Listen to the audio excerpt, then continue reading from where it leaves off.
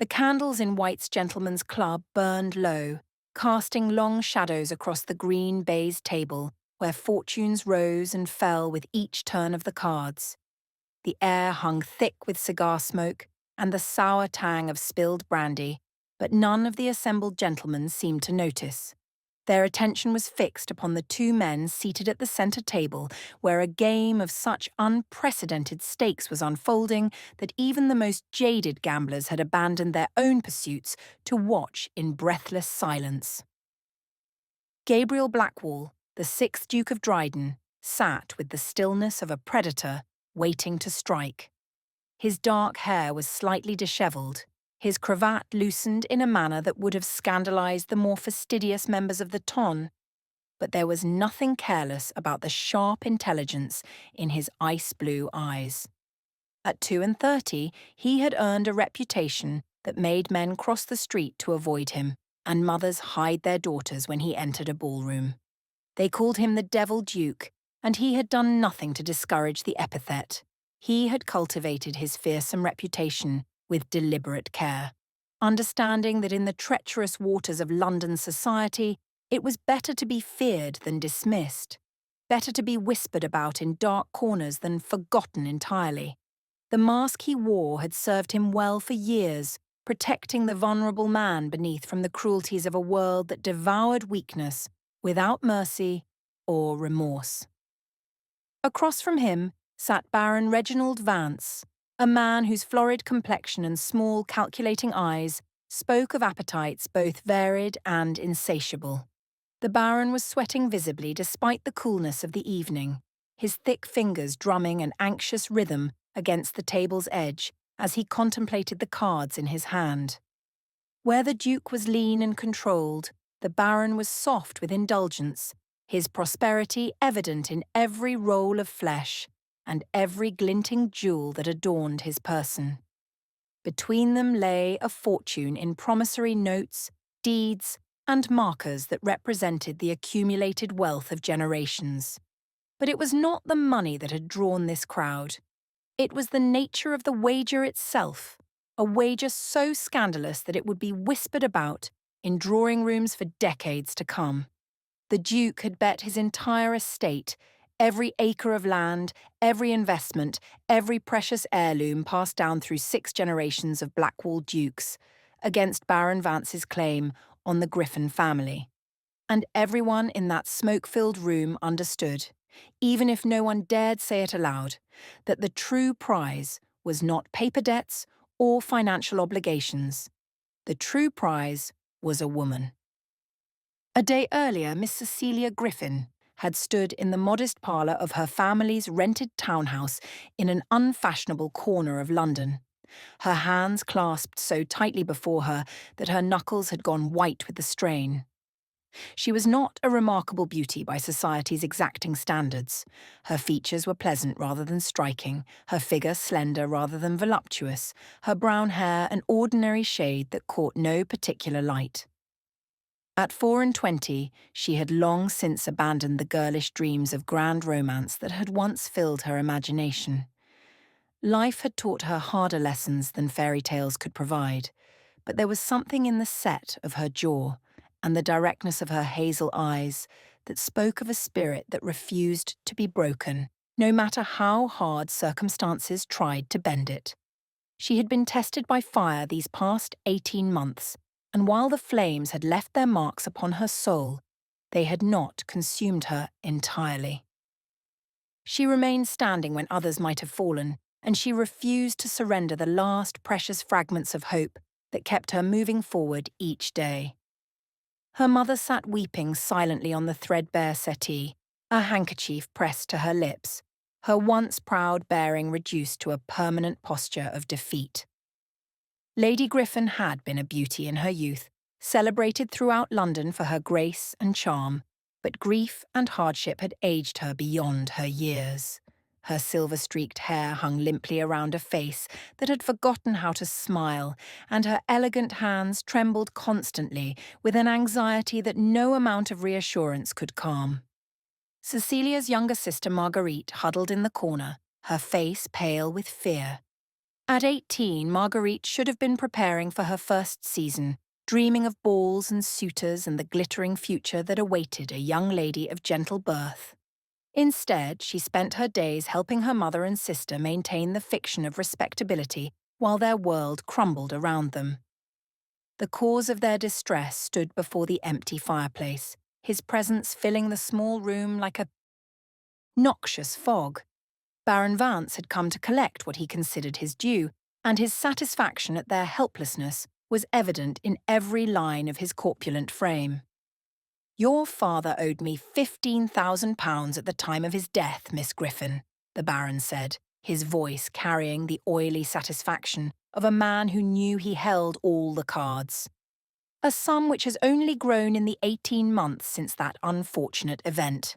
With interest, penalties, and various administrative fees, the total now exceeds £22,000. He paused, allowing the impossible figure to settle over the room like a funeral shroud. His small eyes gleamed with pleasure as he watched the hope drain from their faces. "A sum which I am quite certain you cannot pay." Cecilia forced herself to meet his gaze without flinching, though her stomach churned with revulsion. She remembered the Baron from her childhood, a frequent visitor to their country estate, always watching her with those calculating eyes, even then. He had waited years for this moment, she realised. He had watched and waited and planned, and when her father's illness provided the opportunity, he had struck with the precision of a predator who had long ago identified his prey. "My father was not in his right mind during those final months of his illness," she said, keeping her voice steady through sheer force of will. "The fever had affected his judgment, made him susceptible to manipulation. You took advantage of a dying man's confusion to extract debts that no court of honour would recognise." The Baron's smile widened, revealing teeth that were slightly too large for his mouth, giving him a vaguely predatory appearance that made Cecilia's skin crawl. "Perhaps not a court of honour, Miss Griffen, but a court of law is another matter entirely. I have his signature on every promissory note, witnessed and legally binding. My solicitors have assured me that my claim is unassailable." He moved closer, and Cecilia had to resist the urge to step backward, to flee from the hunger in his eyes. "If you cannot pay, I will be forced to pursue the matter through official channels. Your mother will be turned out into the street. Your sister's prospects for any respectable marriage will be utterly destroyed. The Griffen name will become synonymous with shame and failure. And you," he let his gaze travel slowly over her figure in a manner that made her feel as though insects were crawling across her skin, "you will find yourself in a position where your options are exceedingly limited." Cecilia felt her mother's quiet sob like a physical blow to her chest. She knew precisely what the Baron was suggesting. He had made his intentions clear over months of increasingly bold visits and thinly veiled threats, growing more confident with each passing week as their resources dwindled and their options narrowed. He wanted her, not as a wife, for a baron could aim far higher than the daughter of a disgraced viscount, but as something far more degrading. He wanted her as his possession, his plaything, a trophy to be displayed or hidden at his pleasure. And he had constructed a trap so perfect that she could see no way to escape it. "What do you want?" she asked, though she already knew the answer. The question was merely a formality, a way of buying time to think, though she had no idea what she might think of that could possibly save them. The Baron moved closer, and she could smell the heavy pomade in his hair, the expensive cologne that failed to mask something sour beneath. His presence seemed to consume the air in the room, leaving nothing for the three women but the stale remnants of his satisfaction. "I want what I have always wanted, Miss Griffen, your complete and willing cooperation in all matters. In exchange, I will forgive half of your father's debt and provide your mother and sister with a modest annual allowance. They will not live in luxury, but they will not starve. You will maintain a residence of my choosing, and you will make yourself available whenever I require your company. It is really quite a generous offer, considering your circumstances. Generous! The word curdled in Cecilia's mind like spoiled milk. He considered the complete destruction of her dignity and self-respect to be generous, as long as her family was permitted to exist in genteel poverty while she paid the price for their survival. Her hands trembled with the effort of restraining herself from striking him across his smug face. She knew that giving in to such an impulse would only make things worse. The Baron was powerful, well-connected, and utterly without scruple. He would destroy her family without a moment's hesitation if she defied him openly. But the alternative he proposed was a living death, a slow suffocation. Of everything she held dear about herself. "I need time to consider your offer," she said, her voice steady despite the storm raging within her. "Surely you can grant me that much courtesy." The Baron's eyes narrowed with displeasure, and for a moment she saw the cruelty beneath his civilized veneer, the viciousness that he kept carefully hidden behind his mask of respectability. He was not accustomed to being denied, even temporarily, and the experience clearly did not please him. "You have until midnight tomorrow, Miss Griffen. After that, my patience, like my generosity, will be exhausted. I suggest you use the time wisely and come to a sensible conclusion about your future." He departed with a theatrical bow, leaving behind the lingering scent of his cologne and the crushing weight of impossible choices. The door closed with a soft click that seemed somehow more final than a slam, and Cecilia stood frozen in the centre of the parlour, her mind racing through options that all led to the same dark conclusion. There was no one to help them. Her father's former friends had melted away like morning frost the moment his debts became known, unwilling to associate themselves with a family touched by scandal. The distant relations who might have offered assistance had made it clear through pointed silences and returned letters that they wanted nothing to do with a branch of the family so thoroughly tainted by disgrace. They were alone, trapped, and utterly without hope. It was Marguerite who finally broke the terrible silence, her young voice quavering with fear. "What will you do, Celia?" Cecilia looked at her sister's frightened face, at her mother's bent shoulders and red-rimmed eyes, and felt something inside her harden into cold resolve. These two women depended upon her completely. They had no resources, no protectors, no options beyond what Cecilia could provide through her own sacrifice. The weight of that responsibility pressed down upon her shoulders like a physical burden, but she would not let them see her buckle beneath it.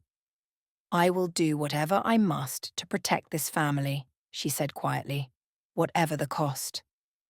She did not sleep that night. Instead, she sat by her window, watching the stars wheel slowly overhead, and tried to imagine a future that did not fill her with despair. The hours crept past in silence, broken only by the distant sounds of the city and the steady rhythm of her own breathing. She thought about her father, about the man he had been before his illness transformed him into someone she barely recognized. She thought about the happy childhood she had known, the security she had taken for granted, the dreams she had harbored of love and family and a life of quiet contentment. All of it was gone now, swept away by circumstances beyond her control, leaving nothing behind but the stark reality of her present situation. When dawn finally came, grey and cheerless through the London fog, she had reached no conclusion save one. She would not give herself to Baron Vance willingly. If there was no other choice, if every avenue of escape was truly closed, she would find some way to end things on her own terms rather than submit to such degradation. It was not courage that drove her to this resolution, but a fierce, desperate pride that refused to be extinguished. She would rather cease to exist entirely than exist as the Baron's creature. She dressed carefully that morning in her best remaining gown, a simple muslin in a shade of blue that had once been fashionable but now spoke quietly of better days long past. The fabric was beginning to show wear at the seams, and the colour had faded from countless washings, but it was clean and presentable, and that was all she could manage. She pinned her hair with practiced efficiency and set out for a walk that had no particular destination. She could not bear to remain in the house with her mother's tears and her sister's frightened silences. She needed to move, to think, to find some fragment of hope in a world that seemed determined to crush her beneath its heel. Her steps carried her toward Hyde Park, where the morning riders were already exercising their magnificent horses, and the fashionable set was beginning its daily parade of seeing and being seen. Cecilia knew she did not belong here, that her worn gloves and outdated bonnet marked her as an outsider in this glittering world of wealth and privilege. But she found a strange comfort in watching others live their careless, privileged lives. Perhaps it reminded her that happiness existed somewhere, even if it was forever beyond her reach. She was standing near the Serpentine, watching the ducks glide across the water's still surface with the enviable serenity of creatures who understood nothing of human troubles, when she heard a voice that made her blood freeze in her veins. Miss Griffen. What an unexpected pleasure. Baron Vance had materialized beside her as if conjured from a nightmare. He was dressed for riding, his considerable bulk squeezed into a coat that strained at its seams, and he was smiling that terrible knowing smile that made her want to run and never stop running. His eyes travelled over her with proprietary satisfaction, as though she were already his possession and merely required formal acknowledgement of the fact. "I hope you have been giving serious consideration to my offer," he continued, moving close enough that his arm brushed against hers in a gesture of false intimacy. "I find myself growing quite impatient for your answer. The night has been long, and I have thought of little else besides our future arrangement." Cecilia stepped back, her heart hammering against her ribs with such force that she could feel the pulse in her throat. "I have until midnight, Baron." "You gave me your word." His smile faltered, replaced by something harder and far more dangerous. The mask of civilized respectability slipped, revealing the predator beneath, and Cecilia understood with sudden clarity that she was in immediate danger. "My word is given to those who deserve it, Miss Griffen. You forget your place. Your father was a gambler and a fool who died owing me a fortune he could never repay. Your family survives on my sufferance alone. If I choose to accelerate our arrangement, you have no power whatsoever to prevent it." He reached out and grasped her wrist, his grip tight enough to bruise, his thick fingers pressing into her flesh with cruel precision. "I suggest you remember that the next time you think to speak to me with such presumption. You belong to me, Cecilia. The paperwork is merely a formality." Cecilia tried to pull free, but his fingers only tightened, sending sharp pain shooting up her arm. She could feel the strength in his grip, the ease with which he could hurt her if he chose, and fear flooded through her veins like ice water. "Let me go," she said, her voice low and fierce despite her terror. "You are hurting me, and we are in a public place." The Baron's eyes gleamed with a pleasure that turned her stomach. He was enjoying this, she realized, enjoying her fear, her helplessness, her complete inability to resist him. "I have not yet begun to hurt you, my dear, but I can be gentle with those who please me. All you need do is submit, and I will ensure your comfort in all things. Refuse me, and I will make certain that you and your pathetic family suffer in ways you cannot begin to imagine." The threat died unfinished in his throat. A gloved hand had appeared from nowhere, closing around the Baron's wrist with such force that he released Cecilia with a startled yelp of pain. She stumbled backward, her heart pounding, and found herself staring at the tall, dark figure who had intervened with such decisive violence.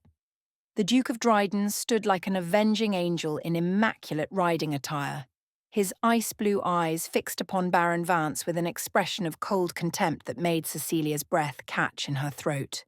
She had seen him before, at a distance, at balls and gatherings she had attended before her father's disgrace. Everyone knew the Devil Duke by reputation, if not by personal acquaintance. He was said to be ruthless, dangerous, and utterly without the ordinary human feelings that governed lesser men. Looking at him now with his harsh features set in lines of controlled fury and his powerful frame radiating menace, Cecilia could well believe the stories. "I believe the lady asked you to release her, Vance," the Duke said, his voice quiet but carrying an edge sharp enough to cut. When a gentleman hears such a request, he complies immediately and without question. Unless, of course, he is not actually a gentleman at all. Baron Vance's florid face had gone pale, then flushed an ugly purple with impotent rage. He rubbed his wrist where the Duke had gripped it, and Cecilia noticed with grim satisfaction that the gesture spoke of genuine pain. "This is none of your concern, Dryden. Miss Griffen and I were having a private conversation about matters that involve only ourselves. You have no right to interfere." The Duke's smile was a thing of winter beauty, cold and merciless and utterly without warmth. "There is nothing private about assaulting a woman in a public park, Vance. Half a dozen witnesses have observed your behaviour, and I suspect they would be more than willing to testify to what they have seen. I suggest you leave now, before I am forced to take more decisive action. I would hate to bloody my gloves on so unworthy an opponent." For a long, terrible moment, Cecilia thought the Baron might actually challenge the Duke. His small eyes darted between them, calculating odds, measuring consequences, weighing his desire for revenge against his instinct for self-preservation. But whatever he saw in the Duke's steady gaze convinced him that discretion was the wiser course. The Devil Duke had killed men in duels before, according to whispered rumours, and showed no hesitation when his honour or his purposes were at stake. He stepped back, adjusting his coat with hands that trembled slightly with suppressed fury. "This matter is not concluded, Dryden. Not by a considerable margin. You have interfered in affairs that do not concern you, and I will not forget the insult. Indeed, it is not." The Duke's tone was almost pleasant, but there was something beneath the surface that made Cecilia think of storms gathering on the horizon. "I suspect we shall have much more to discuss before this particular matter reaches its conclusion. Until then, I suggest you remember that Miss Griffen is under my protection. Any further harassment of her person will be met with consequences you will find most unpleasant." Baron Vance departed without another word, his heavy footsteps crunching on the gravel path with unnecessary force. Cecilia stood frozen in place, uncertain whether she had been rescued or merely delivered from one danger into another. The Duke of Dryden was watching her with those unnerving pale eyes, and she had no idea what to expect from a man whose reputation included every variety of scandal and excess that society could imagine. "Are you injured, Miss Griffen?" His voice was different now, the cold edge replaced by something that might almost have been concern. He had not moved closer, she noticed, was maintaining a respectful distance that the Baron had never bothered to observe. "Your wrist appears to be bruised. You should have it examined." Cecilia glanced down at her arm where the Baron's fingers had left livid marks against her pale skin.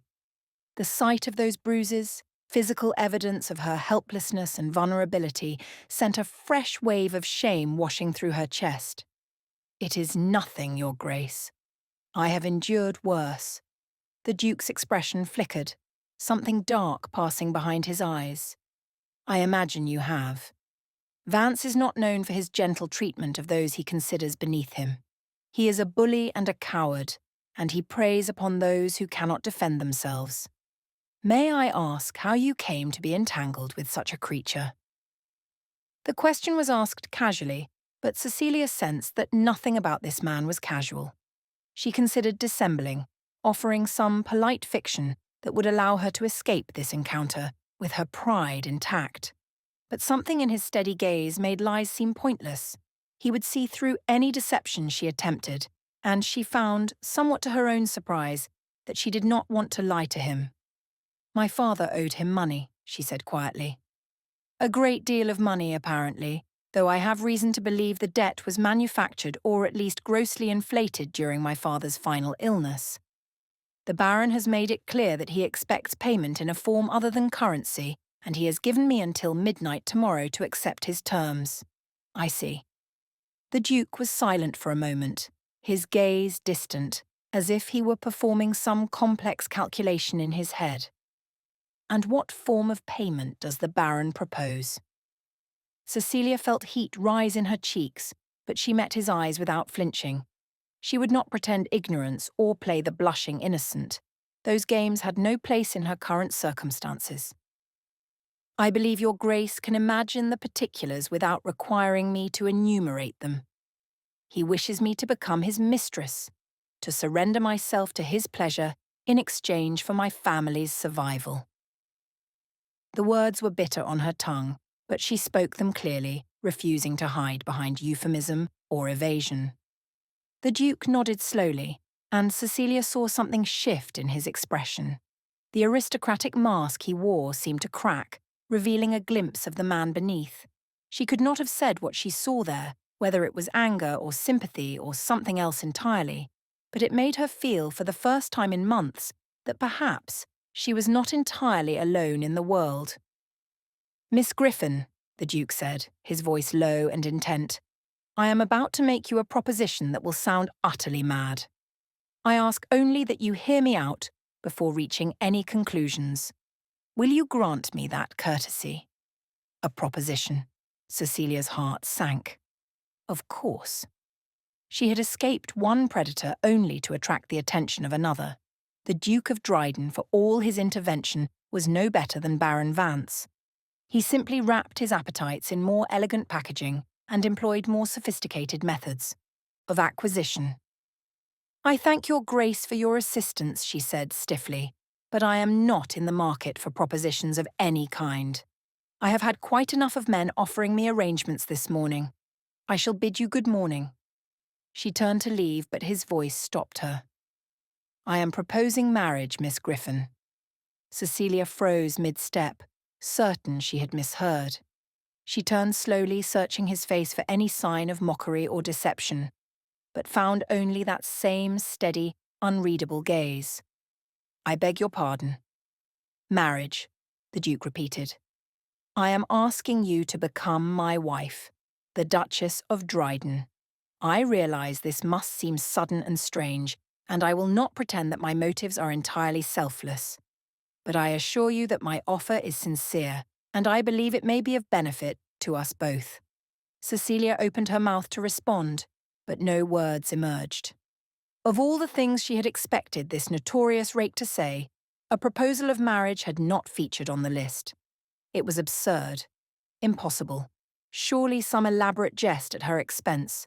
Dukes did not marry penniless daughters of disgraced viscounts. The world simply did not work that way. "Your Grace," she managed at last, "we have only just met. You know nothing about me save that I am the impoverished daughter of a disgraced gambler being pursued by a man to whom my father owed money. I cannot imagine what possible reason you could have for making such an offer." The Duke's smile held a trace of genuine amusement, the first hint of warmth she had seen in his austere features. "You underestimate yourself, Miss Griffen. I know a great deal more than you might suppose. I knew your father, in fact, years ago, before his illness and his unfortunate descent into ruinous habits. He was a good man once, and a good friend to my own father in difficult times. When I heard of his death and his family's subsequent troubles, I made inquiries. I have been watching your situation develop with considerable interest." "Watching," Cecilia repeated. "You have been watching my family's destruction with interest. How remarkably gratifying." The Duke inclined his head, acknowledging the barb. "I deserve that. My behaviour has been reprehensible in its passivity. I should have intervened months ago, but I convinced myself that the situation would resolve itself without my interference. I was wrong, and I apologise. An apology from the Devil Duke." Cecilia was beginning to feel as though she had wandered into some fever dream from which she would shortly wake. "But that still does not explain why you would offer marriage to a woman you have never spoken to before this moment," There must be dozens of suitable candidates among the ton who would leap at the chance to become your Duchess. Because, the Duke said quietly, I have watched you refuse to break under circumstances that would have crushed most women of my acquaintance. I have seen you maintain your dignity and your integrity despite pressures that would justify almost any compromise. You have sold your jewellery, dismissed your servants, moved to increasingly modest lodgings, and yet you have never once considered the easy path of surrender.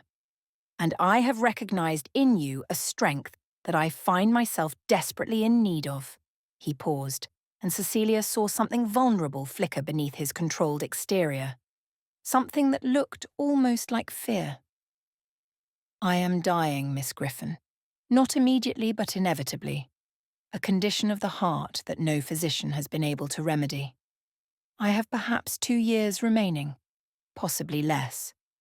And I find that I do not wish to spend those years alone, surrounded by sycophants and fortune hunters who care nothing for me and everything for my title.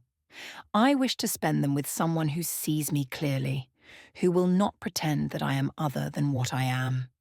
Someone with the strength to face the truth without flinching. The confession struck Cecilia with unexpected force. She looked at him more carefully now, seeing past the reputation and the cold aristocratic mask to the man beneath. There were shadows under his eyes that she had not noticed before, a slight pallor to his skin that spoke of sleepless nights and constant pain carefully concealed. "And you believe I am that person?" she asked, her voice softer now. "I believe you could be." The Duke held her gaze without wavering.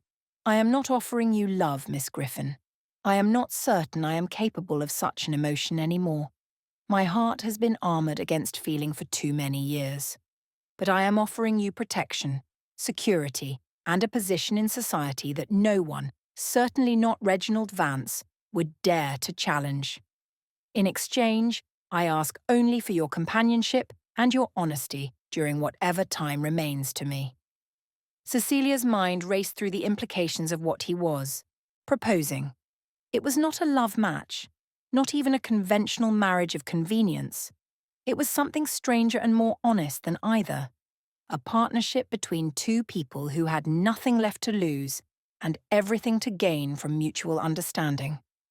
"But even if I were to accept," she said slowly, "that would not solve the immediate problem. Baron Vance holds my father's debts. He will not simply relinquish his claim because I have acquired a husband. He will pursue his legal remedies and destroy my family out of spite." "No," the Duke agreed. "He will not simply accept defeat, which is why I intend to take those debts from him tonight." Cecilia felt her heart skip. Tonight? How? The Duke's smile returned, and this time there was something almost predatory in its edges. "Baron Vance has one weakness that outweighs all others, Miss Griffen. He cannot resist a wager.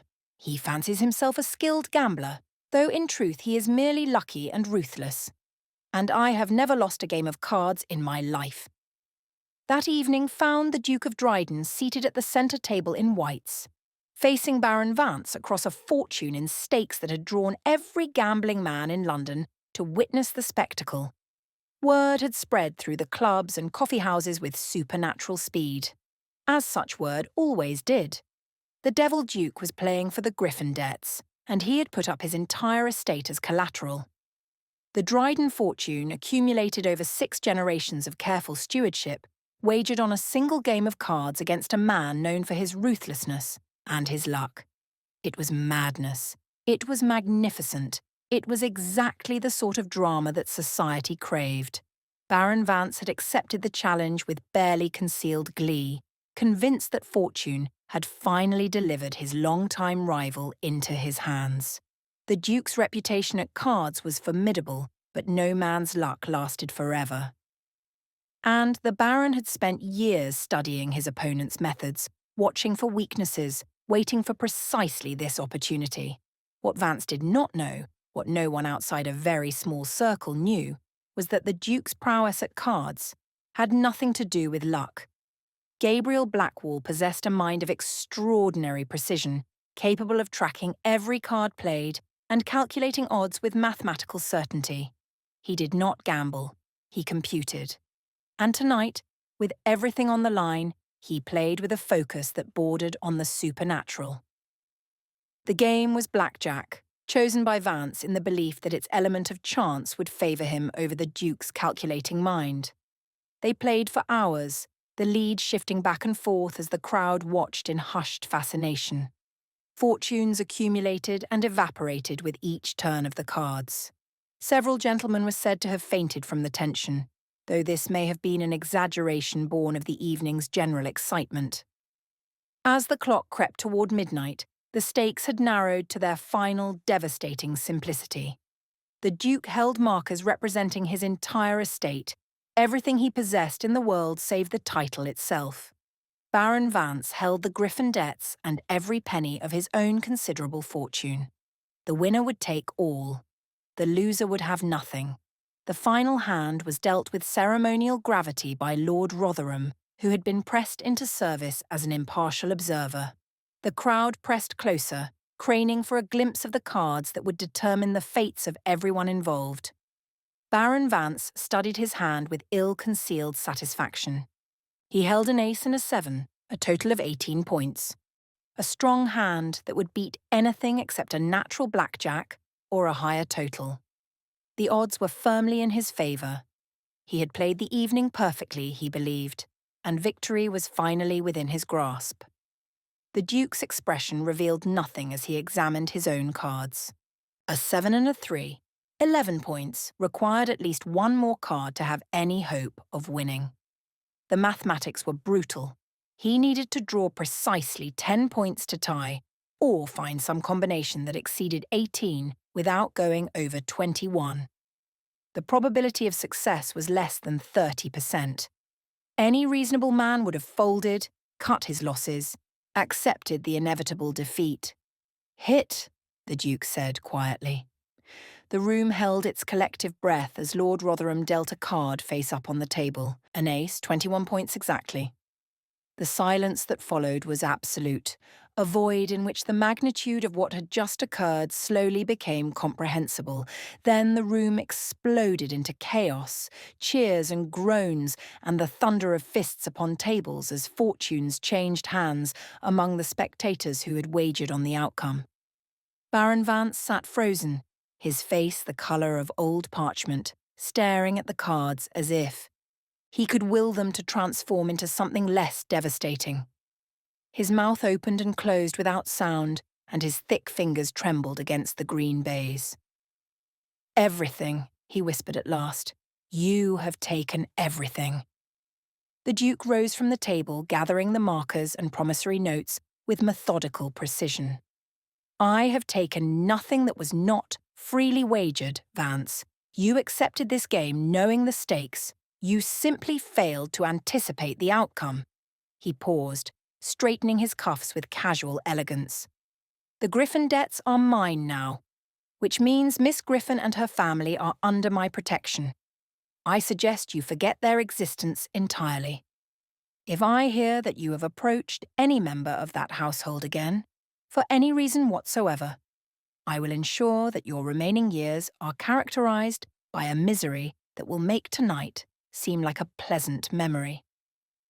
Baron Vance looked up, and for a moment, Cecilia's tormentor seemed almost pitiable. His world had collapsed in the space of a single card, and he had no one to blame but his own overreaching ambition. "You planned this," he said hoarsely, "from the beginning. You planned to destroy me." The Duke's smile held no warmth whatsoever. "I planned to remove a threat to someone under my care. That your destruction was a necessary consequence is merely a bonus. I suggest you use whatever resources remain to you to disappear from London society. Your presence will not be welcomed in any establishment that values my patronage." He turned and walked from the club without a backward glance, leaving Baron Vance surrounded by the wreckage of his fortunes and the pitying stares of men who had once feared him. The Duke of Dryden had made his wager and won. But the true prize awaited him elsewhere. Cecilia was waiting in the small parlour of her family's townhouse when the Duke's carriage arrived just after 1 in the morning. She had not slept, could not have slept, knowing that her entire future was being decided over cards in a gentleman's club where she was not permitted to set foot. Her mother had retired hours ago, exhausted by worry and weeping, but Cecilia had remained at the window, watching the street for any sign of news. When she saw the Dryden crest on the approaching carriage, her heart seemed to stop entirely. She could not tell whether the Duke had won or lost, whether her nightmare was ending or merely entering a new and more terrifying phase. The knock at the door was firm but not aggressive. Cecilia answered it herself, having dismissed the servants months ago. The Duke stood on the threshold, still in his evening clothes, and there was something in his expression that she could not immediately decipher. "Miss Griffen," he said quietly. "May I come in?" She stepped aside without speaking, unable to trust her voice. He entered the modest parlour and stood for a moment, taking in the worn furniture and faded wallpaper with an expression that held no judgment. Then he reached into his coat and withdrew a sheaf of papers which he held out to her. "These are your father's debts," he said. "All of them. They belong to you now, to do with as you please. I would suggest burning them, but the choice is entirely your own." Cecilia took the papers with trembling hands, staring at the documents that had haunted her family for 18 months. The signatures, the amounts, the threatening letters from Baron Vance's solicitors. All of it, worthless now. "You won," she whispered. "I won," he agreed. "And in doing so, I have freed you from any obligation to accept my earlier proposal. You are no longer in danger from Vance or anyone else. Your family's reputation will be restored, your sister's prospects secured. You may resume your life as though none of this ever happened." Cecilia looked up at him, seeing the carefully neutral expression he wore like armour, and understood suddenly what he was doing. He was giving her a choice, a real choice, free from the desperation that had coloured their earlier conversation. He had won his wager, but he would not claim his prize unless she offered it willingly. The realisation struck her with unexpected force. This man, this notorious rake whom society called a devil, had risked everything he possessed to save a woman he barely knew. Not for gain, not for advantage, but simply because it was the right thing to do. Whatever else he might be, he was not the monster his reputation suggested. "You could have taken the debts and demanded anything you wanted," she said slowly. "I would have had no choice but to comply. I have no interest in compliance, Miss Griffen." He met her gaze with those pale, unsettling eyes, and she saw again that glimpse of vulnerability beneath the surface. "I have spent my life surrounded by people who agree with me, because they fear my power or desire my patronage. I am looking for something different, something honest." Cecilia set the papers aside and stepped closer to him, close enough to see the fine lines around his eyes, the tension in his jaw that spoke of carefully controlled emotion. "And if I were to accept your proposal now?" she asked quietly. "Not from desperation or gratitude, but from choice?" The Duke's expression shifted, something warm kindling in those cold blue eyes. "Then I would be honoured beyond measure. And I would spend whatever time remains to me, proving worthy of your trust." Cecilia considered the man before her, this strange, contradictory creature who wore cruelty as a mask and performed kindness when he thought no one was watching. She thought of the life he was offering, the protection and security she had thought forever lost, the chance to rebuild everything that had been destroyed. She thought of her mother and sister, sleeping peacefully for the first time in months, unaware that their salvation had already been secured. And she thought of herself, of the woman she had become through months of suffering and fear, and the woman she might yet become if given the chance to heal and grow. "I accept your proposal, your grace," she said, and was surprised to find that she meant it not just with her mind, but with something deeper, something that felt almost like hope. The Duke's smile transformed his face, banishing the coldness and revealing the man he might have been in a different life. Then, allow me to do this properly. He took her hand in his, and Cecilia felt the warmth of his fingers through her thin gloves, the slight tremor that betrayed his carefully maintained composure. Miss Cecilia Griffen, will you do me the honour of becoming my wife? Yes, she said simply. I will. They were married 3 weeks later in a private ceremony that scandalized society and delighted the gossip columns. The notorious Duke of Dryden, reformed at last by love. The impoverished daughter, elevated to the highest ranks of the aristocracy. It was the stuff of fairy tales, and London could talk of nothing else for months. But behind the closed doors of Dryden House, a different story was unfolding. Cecilia discovered that her husband was nothing like the monster society had painted him. He was quiet and bookish, more comfortable in his library than in ballrooms, and possessed of a dry wit that could make her laugh even on the darkest days.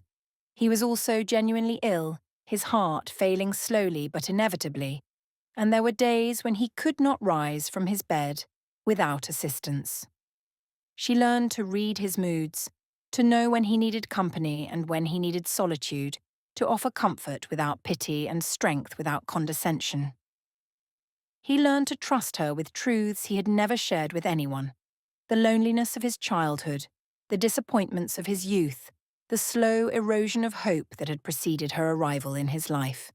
They became partners in the truest sense, facing each day together with a unity of purpose that surprised them both. Cecilia took over the management of the household with efficiency that impressed even the most skeptical servants, while Gabriel handled the estate business with renewed energy, determined to leave his affairs in perfect order for whoever came after. And somewhere along the way, without either of them quite noticing when it happened, partnership became something more.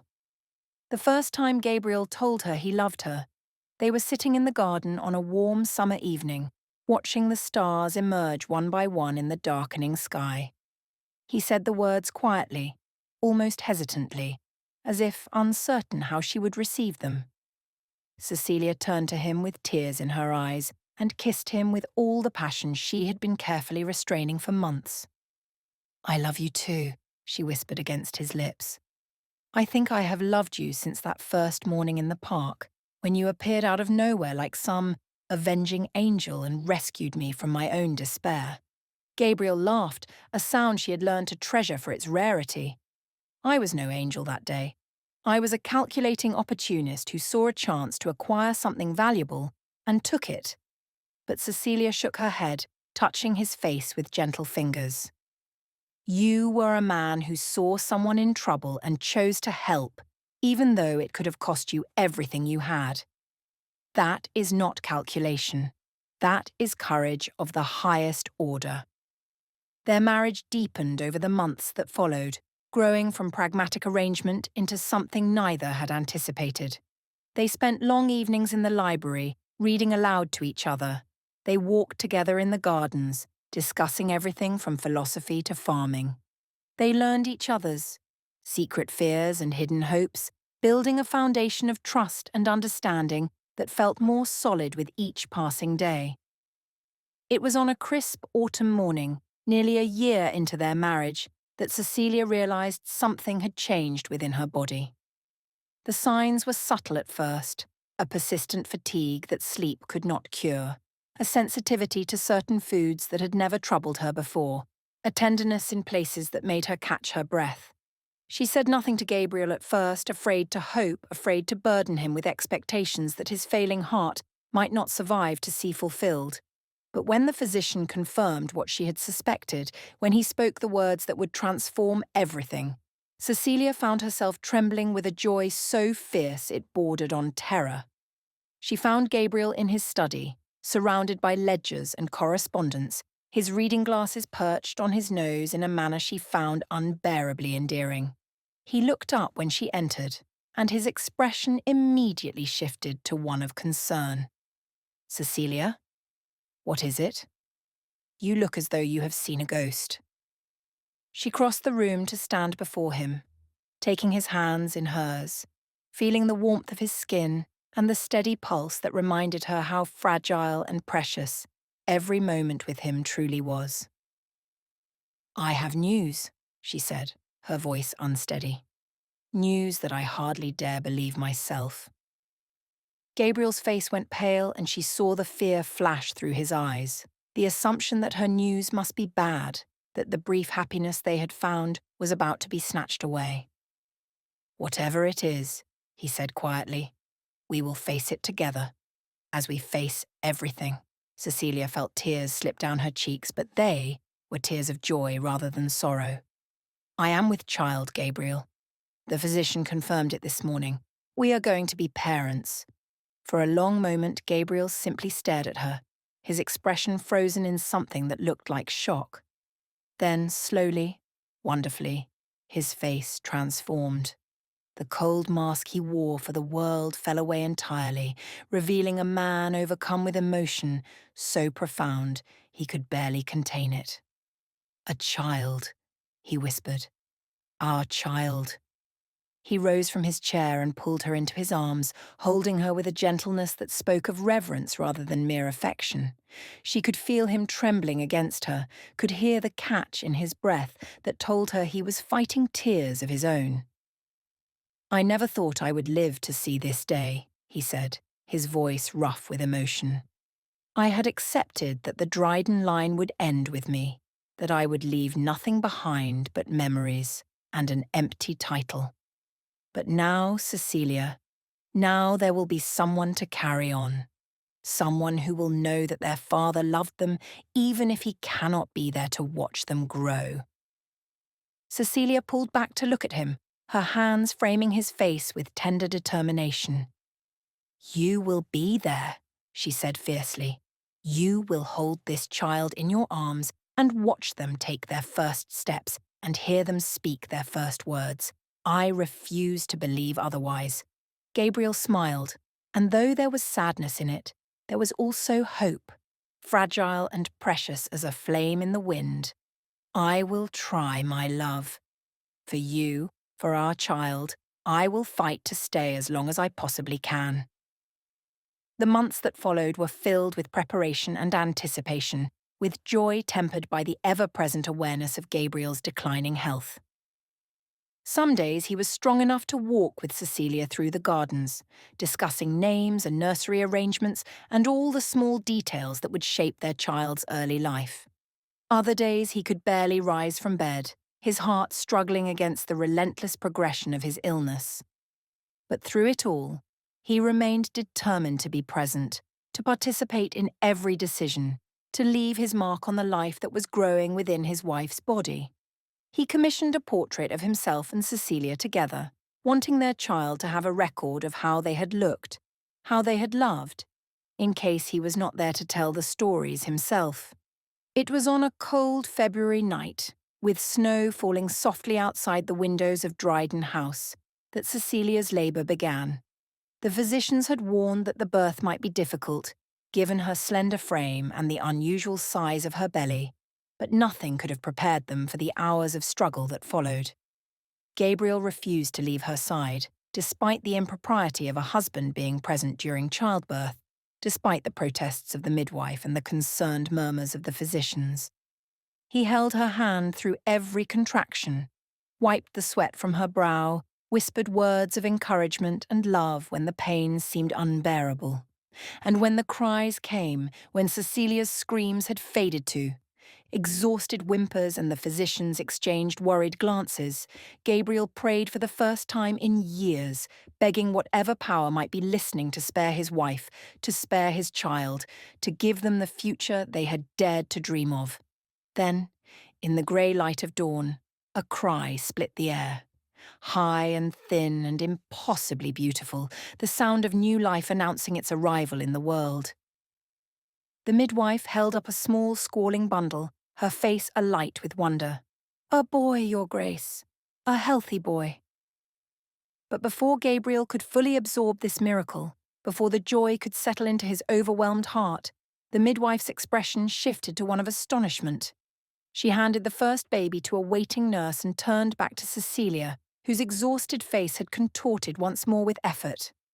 "Wait," the midwife breathed. "There is another. Twins."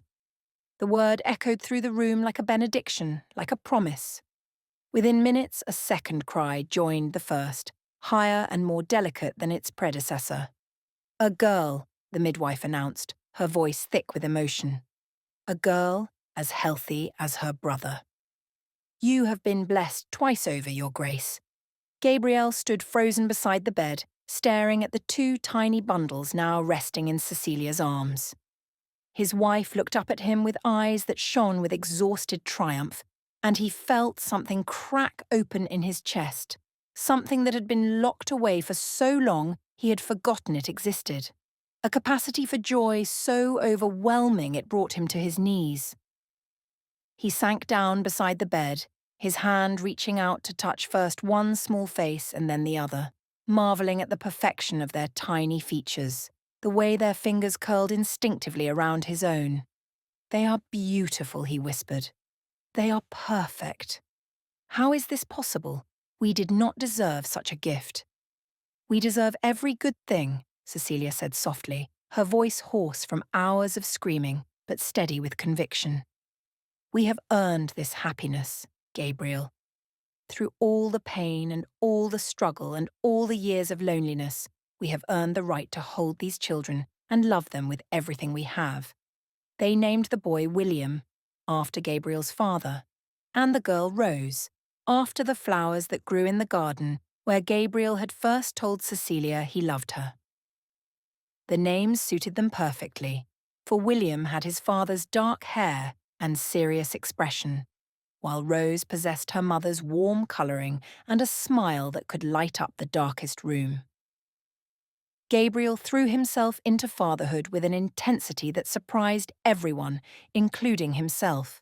Despite his weakening heart, despite the physician's warnings that he must conserve his strength, he insisted on being present for every feeding, every bath, every moment of his children's early lives. He would sit for hours with the twins in his arms, telling them stories they were far too young to understand, making promises he prayed he would live long enough to keep. "I will teach you to ride," he would whisper to William, who stared up at him with wide, solemn eyes. "I will show you the estate that will one day be yours, and I will tell you about our family, about the generations of Blackwalls who came before us, and the legacy you will carry forward."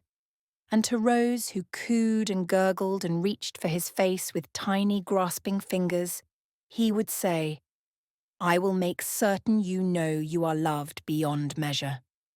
I will find you a husband who deserves you, someone who sees your worth as clearly as I see your mother's.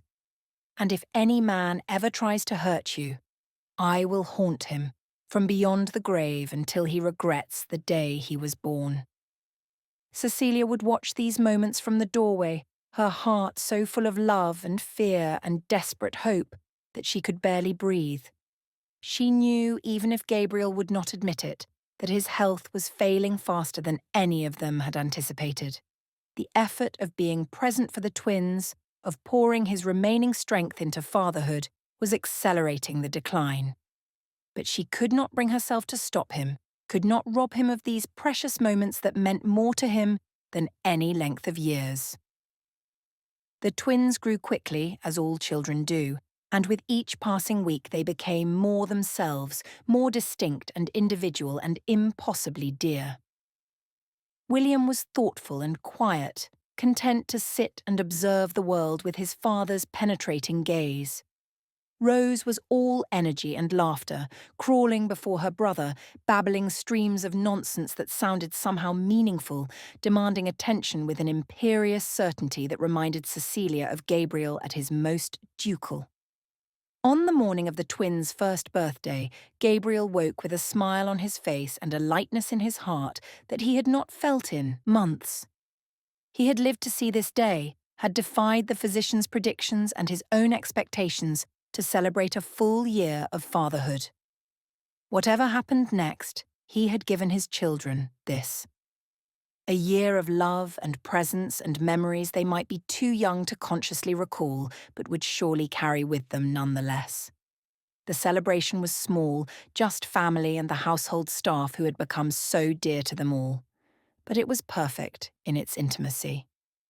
Gabriel sat in his favourite chair with William on one knee and Rose on the other, watching as Cecilia supervised the presentation of a small cake decorated with flowers made of sugar and the family crest rendered in delicate icing.